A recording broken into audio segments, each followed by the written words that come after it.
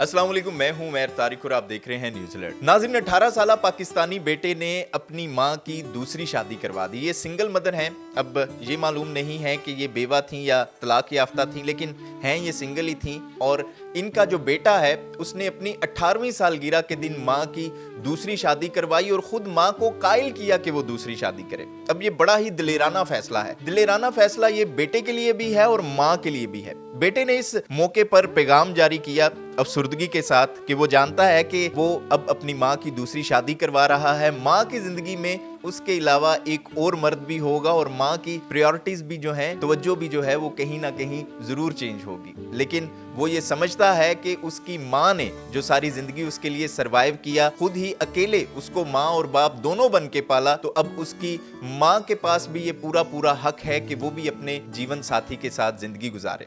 माँ के लिए ये मुश्किल फैसला इसलिए था कि माँ जरूर ये जानती होगी कि लोग क्या कहेंगे, क्योंकि हमारे मुआशरे में अमूमन बड़ी उम्र में दूसरी शादी को मायूब ही समझा जाता है, चाहे वो मर्द हो या औरत। लेकिन खास तौर पे माँ के लिए ये एक मुश्किल फैसला होता है, वो भी तब जब औलाद जवान हो। लेकिन इस बेटे की इस काविश को जरूर सराहना चाहिए और मैं ये जाती तौर पे समझता हूँ कि इसको अप्रिशिएट करने की जरूरत है। उसकी वजह यह है कि जब माएँ जो हैं वो बच्चों की कम उम्री में बेवा हो जाती हैं या तलाक याफ्ता हो जाती हैं, तो वो खुद को अपने बच्चों के लिए वक्फ कर देती हैं। वो सारी जिंदगी, सारी तवज्जो जो है वो बच्चों के ऊपर ही रखती हैं। लेकिन बेटे जब जवान होते हैं, उनकी शादियां हो जाती हैं, वो अपने कारोबार में अपने बच्चों के साथ और अपनी बीवी के साथ मसरूफ हो जाते हैं, तो फिर कहीं ना कहीं वालदा जो है वो ख़ास तौर पे घर में रहकर अकेलेपन का शिकार ज़रूर हो जाती है। और फिर बेटे चाहे जितना मर्जी कर लें, उस तरह से टाइम जो है वो अपनी वालदा को नहीं दे सकते। और फिर